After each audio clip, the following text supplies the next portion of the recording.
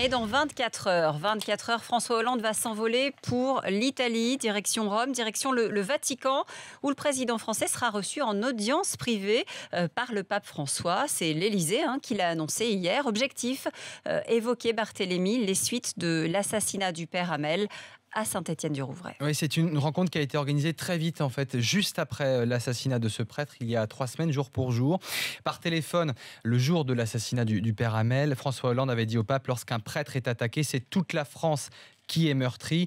Selon le journal La Croix, le président de la République ira donc d'abord se recueillir en mémoire des victimes du terrorisme à l'église Saint-Louis des Français, avant donc de s'entretenir en audience privée avec le pape François. Il pourrait être accompagné de 3 personnes dont on ne connaît pas encore l'identité.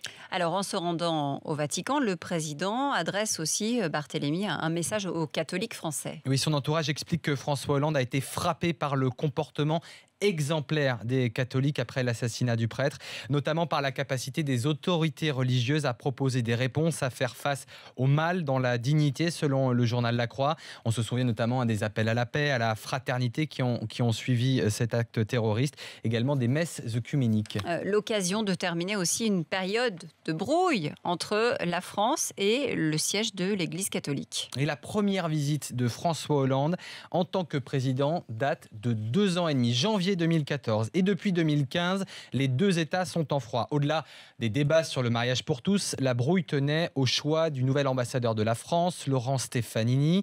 En fait, sans jamais être explicitement et officiellement avancé, son homosexualité expliquait en fait le refus des autorités vaticanes de valider sa nomination. Finalement, c'est un autre ambassadeur, Philippe Zeller, qui a pris le poste en mai 2016. La querelle est donc terminée. Dans l'adversité, donc, le Vatican et la fille aînée de l'Église devraient donc sceller une réconciliation définitive.